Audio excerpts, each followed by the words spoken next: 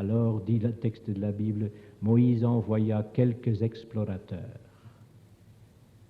Et ils revenaient portant une lourde, immense grappe de raisin sur un bâton qu'ils portaient à deux.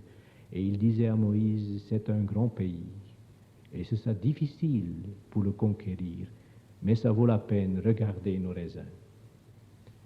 Eh bien, les speculatores, comme dit l'Écriture, les explorateurs, ceux qui vont regarder déjà et qui rapportent la grandeur de la terre et sa richesse, c'est vous. Il y en a donc quelques-uns. Mais c'est à vous de dire au peuple d'Israël dans le désert, qui dit pourquoi est-ce que nous sommes dans cette sécheresse, et de dire à Moïse, c'est à vous de dire le pays est grand et ce sera probablement difficile de le conquérir. Nous ne pourrons le conquérir qu'avec l'aide de Dieu. Mais voici les fruits. Ça vaut la peine. Les religieux et les religieuses dans le monde, ce sont cette petite armée d'avant-coureurs, si vous voulez, qui ont été explorés et qui reviennent. Et qui, évidemment, lorsqu'ils reviennent dans le camp de Moïse et qui racontent tout ce qu'ils ont vu et qui montrent les raisins, qui sont interrogés, qui sont attaqués. On ne les croit plus parce que les raisins, ça disparaît après quelques jours. On oublie. Mais les explorateurs doivent continuer à tout moment de dire « nous avons vu quelque chose ». Alors ne vous découragez pas.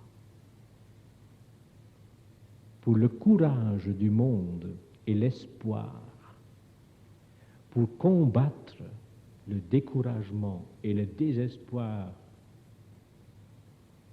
et les ténèbres partout autour de nous, dans l'Église et dans le monde, c'est à vous de le faire. Et si vous ne le faites pas, si vous ne donnez pas du courage, de la joie, par votre vie et par votre exemple et par votre prière, vous n'êtes pas les explorateurs.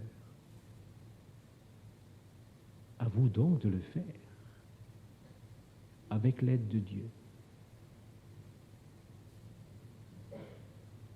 Voilà, ça suffit pour ce matin.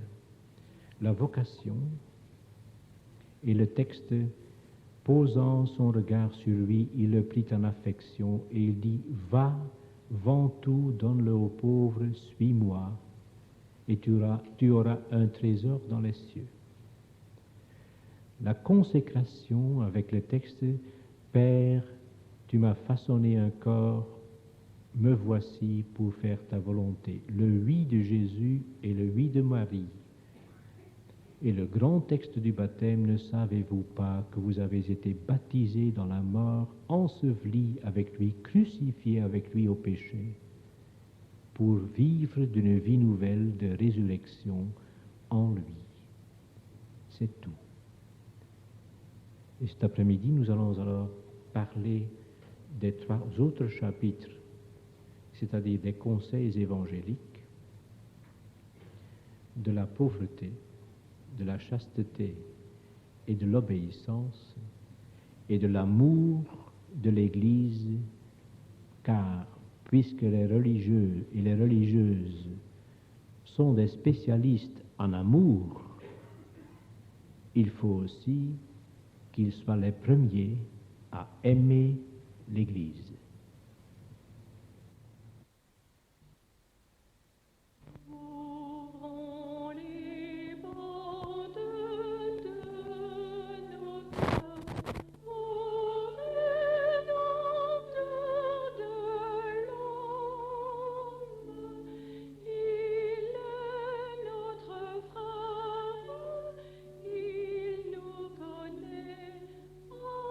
Allons à lui.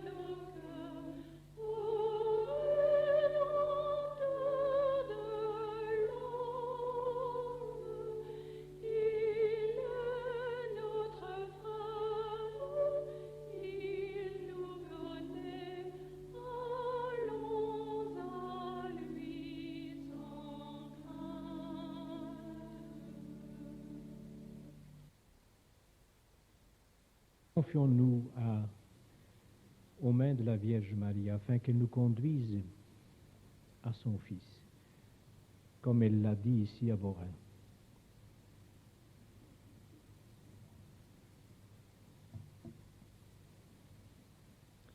Nous avons vu ce matin que la profession religieuse est un approfondissement de la grâce baptismale, mais elle est caractérisée par ce qu'on appelle les conseils évangéliques, la chasteté, la pauvreté et l'obéissance. Ça veut dire donc que les religieuses sont un peuple des béatitudes et un peuple que j'appellerais non pas du nécessaire, mais du meilleur.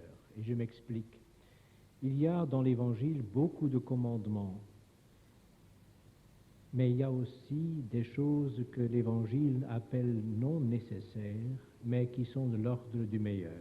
Ainsi, par exemple, ne jugez jamais, prêtez sans rien attendre en retour, satisfaites à toutes les demandes et les désirs du prochain, invitez les pauvres, pardonnez toujours. Il y a dans l'Évangile, surtout dans le Sermon sur la montagne, dans l'Évangile de Matthieu 5 à 7, une foule de conseils qui appartiennent à l'ordre du meilleur et qui dépassent le niveau du simple nécessaire dans l'Église. Or, selon la tradition de l'Église, ce meilleur, cette aspiration au meilleur, s'est concrétisé autour de 3 points. On pourrait presque dire autour de 3 sources pour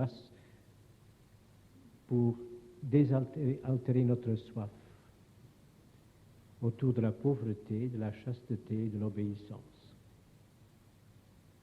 Or, ces 3 choses-là sont beaucoup plus anciennes que le christianisme.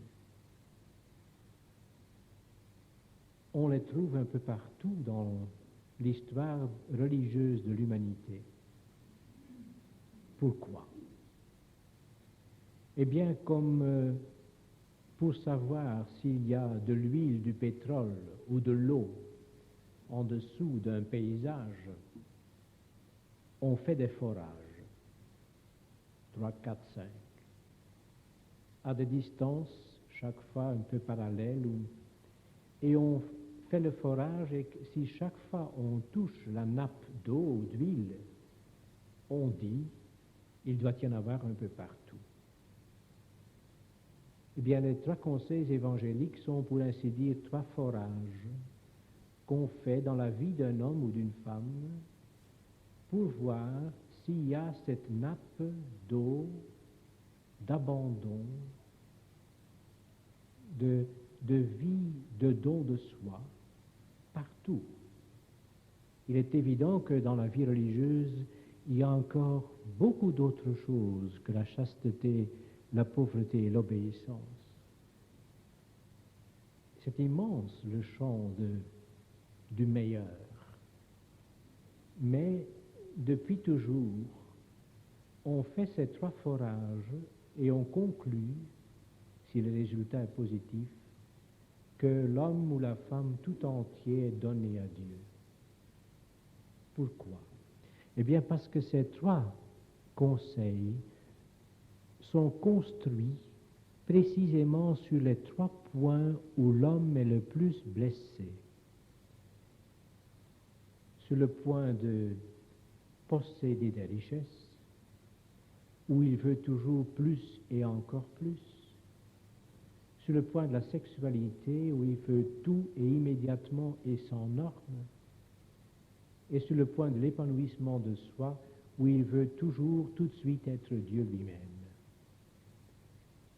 Ces 3 points dans l'existence humaine sont, pour l'homme tout court, fondamentaux.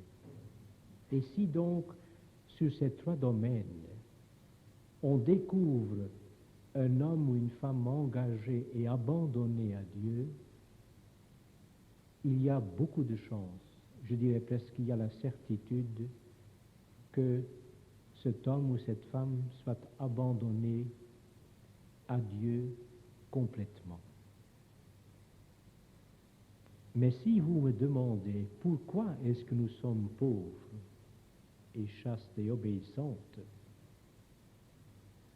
je répondrai ceci.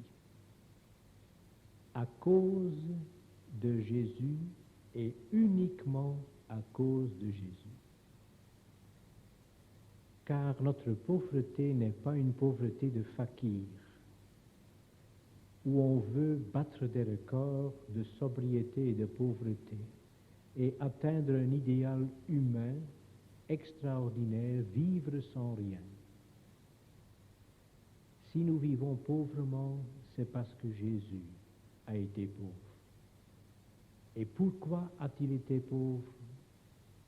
Nous le savons un petit peu, car nous sentons de l'intérieur de nous-mêmes que la pauvreté donne un goût dans la bouche qui est extraordinaire et un bonheur tout à fait neuf. Mais l'ultime réponse à la question pourquoi sommes-nous pauvres, c'est parce que Jésus était pauvre et nous ne savons pas la raison dernière pour laquelle il a été pauvre. Lui la connaît. Et si on vous demande pourquoi êtes-vous pauvre, ne répondez jamais parce qu'alors il y a plus pour les autres. C'est vrai.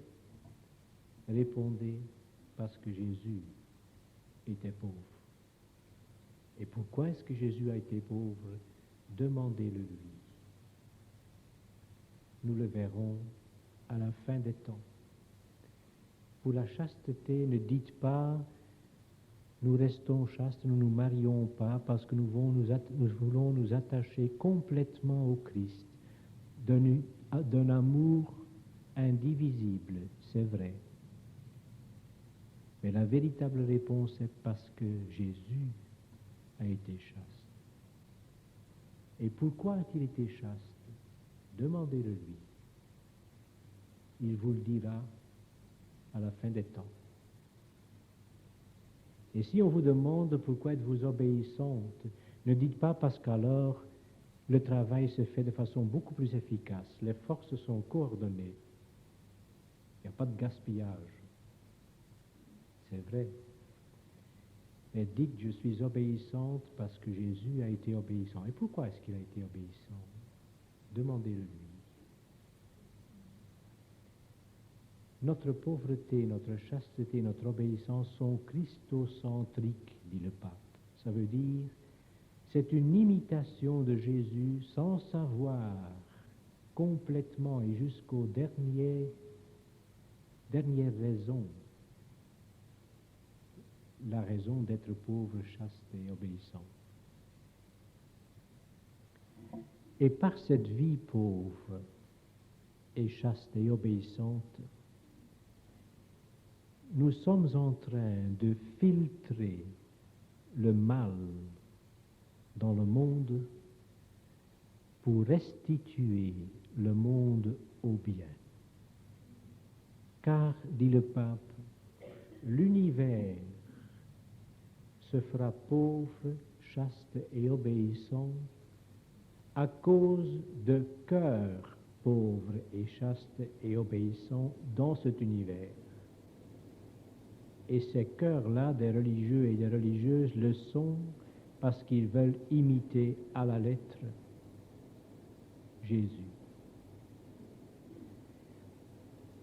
Vivre pauvrement, chaste et obéissant veut dire être dans le monde et dans l'univers ce filtre qui purifie,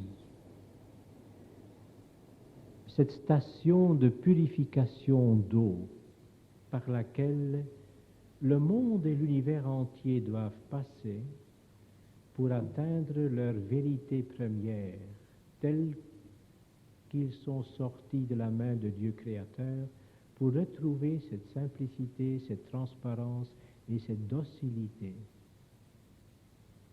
avec lesquelles les choses sont sorties de la main de Dieu. Le pape dit, La création en attente aspire à la révélation des fils de Dieu, avec l'espérance d'être elle aussi libérée de la servitude et de la corruption pour entrer dans la liberté de la gloire des enfants de Dieu. Les religieux et les religieuses dans le monde et dans l'Église sont comme ces stations de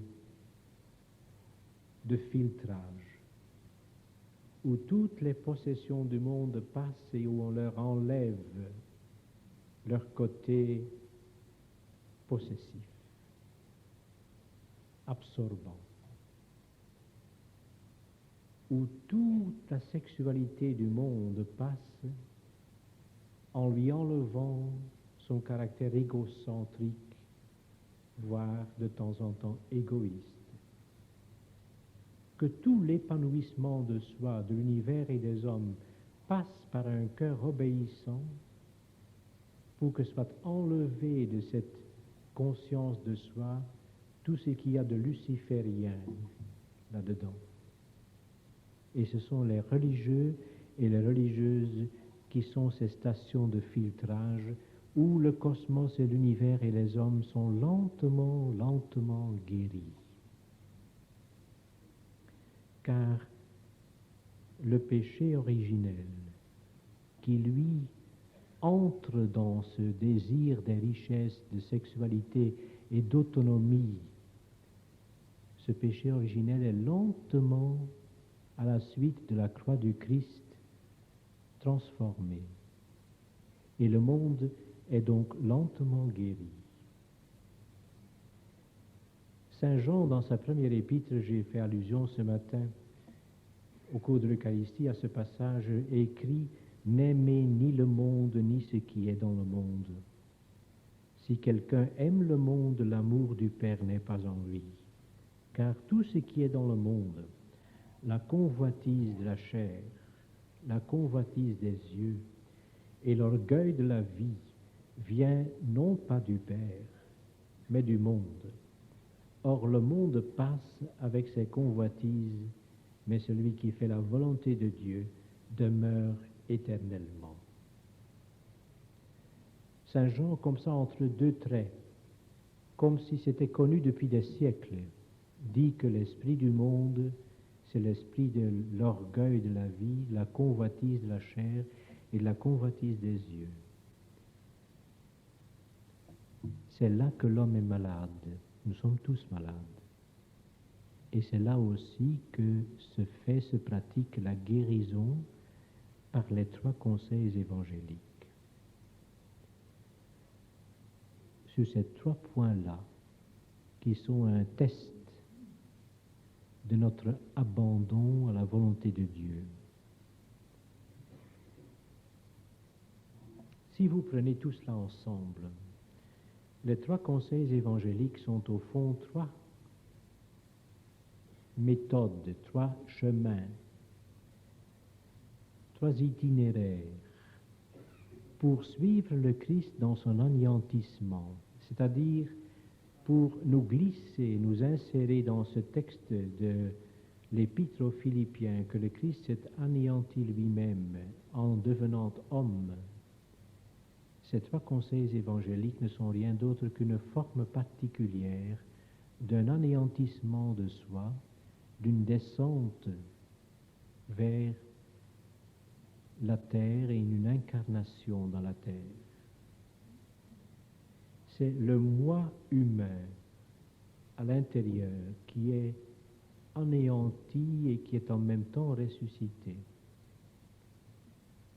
Vous voyez, en devenant pauvres, nous nous limitons, je dirais, dans l'étendue.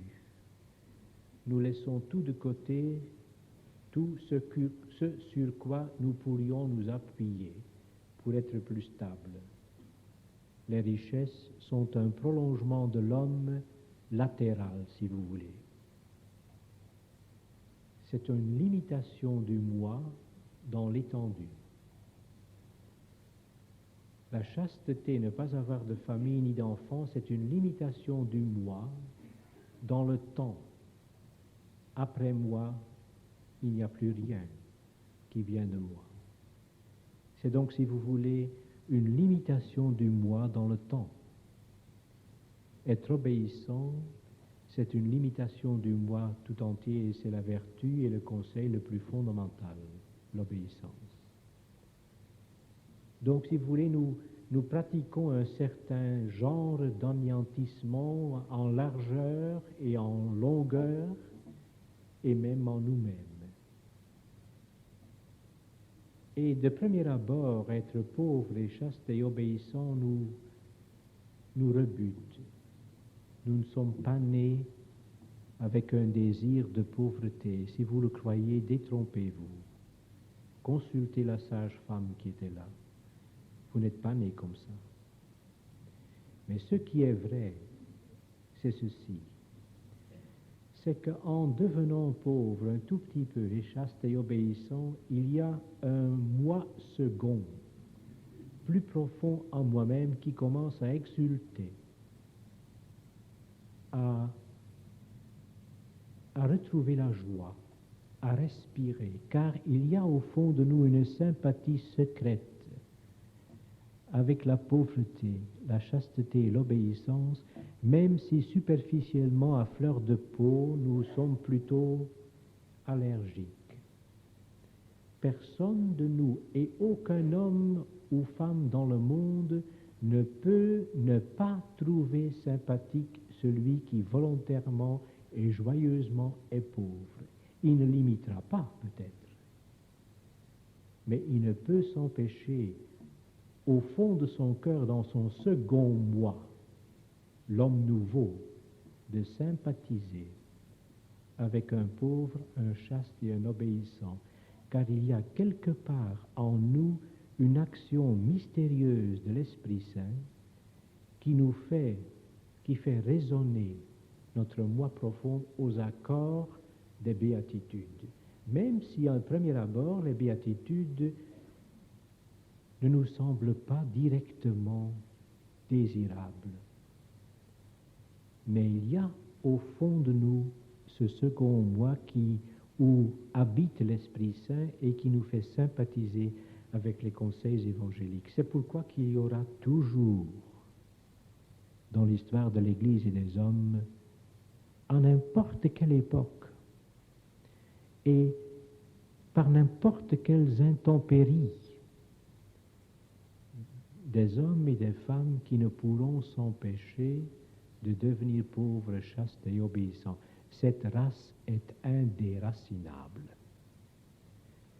Mais elle est souvent là où nous ne l'attendons pas. Et il arrive qu'elle ne soit pas là où nous l'attendons. Mais qu'il y aura jusqu'à la fin des temps des hommes et des femmes qui tout à coup vont dire « Je veux être pauvre et transparent et obéissant », c'est sûr. Car le second moi peut être dévié ou même étouffé par le premier moi de l'immédiateté. Il ne peut jamais être complètement détruit. N'ayons pas peur que Dieu ne suscitera plus de vocation religieuse. Il le fera. Seulement, il ne nous a pas dit où et quand. Et ça ne nous dispense pas de faire d'immenses efforts pour que, au moins de notre côté, il n'y ait pas d'obstacle. Passons alors aux trois vœux ou aux trois conseils évangéliques. D'abord à la chasteté. Le pape dit, et c'est un raisonnement un peu subtil, mais il est immensément riche. J'ai dû relire le texte 3-4 fois au cours de 3 semaines pour pouvoir le comprendre un petit peu. Mais le pape dit ceci, il y a la pauvreté, la chasteté est un conseil qui affecte directement le caractère nuptial de notre amour. C'est-à-dire être chaste, c'est se fiancer à Dieu et au Christ tout seul. C'est donc, si vous voulez, un conseil vertical. Il est là, ce conseil, pour Dieu lui-même. Je l'aime et je ne peux pas m'empêcher de l'aimer et de l'aimer totalement et exclusivement. Je n'ai plus d'amour pour d'autres. Dieu est tellement grand qu'il épuise toutes mes capacités d'aimer. La chasteté est donc, si vous voulez, le conseil évangélique qui regarde Dieu, qui est distrait par rapport aux autres et qui extériorise le caractère affectif et nuptial de notre amour religieux. La pauvreté et l'obéissance sont plutôt des conseils qui appartiennent à l'amour rédempteur, non pas à l'amour vertical et nuptial. En étant pauvre, je purifie le désir de possession des hommes et du monde. En étant obéissant, je purifie le monde de l'univers et les hommes de l'orgueil. Ce sont, si vous voulez, des conseils évangéliques qui regardent à gauche et à droite. Ils ne regardent pas directement Dieu et Dieu seul. C'est pourquoi la chasteté peut être pratiquée à elle seule. Il existe la consécration des vierges qui n'est rien d'autre que la consécration par l'Église de cet amour dans sa verticalité et dans son caractère nuptial. Une vierge ne doit pas nécessairement être pauvre et obéissante dans le sens de conseil de pauvreté et d'obéissance, quoique la plupart vont avoir les deux autres aussi. Pourquoi? Eh bien, quand on s'abandonne complètement à Jésus dans un amour nuptial exclusif, il est rare que les deux autres forages ne révèlent pas la même nappe d'eau, d'abandon. Normalement, quelqu'un qui est consacré vierge sera aussi pauvre et obéissant, mais pas nécessairement. La chasteté regarde le Christ et est fascinée par le Christ. La pauvreté et l'obéissance regardent aussi le Christ, mais dans son amour non pas nuptial et exclusif, l'attachement au Christ, mais dans son amour rédempteur, purifiant, purificateur de l'univers. Je vous lis le texte. Ce conseil de chasteté s'adresse particulièrement à l'amour du cœur humain et il fait ressortir surtout le caractère nuptial de cet amour, l'affection pour Dieu, tandis que la pauvreté et plus encore l'obéissance semblent mettre en relief avant tout l'aspect rédempteur de l'amour impliqué dans la consécration religieuse. Puis le pape cite le fameux texte de la première épître aux Corinthiens, chapitre 7, sur la virginité, où Paul dit ceci. L'apôtre enseigne que celui qui choisit le mariage fait bien, et celui qui choisit la virginité fait mieux, car celui qui n'est pas marié a souci des affaires du Seigneur et des moyens de plaire au Seigneur.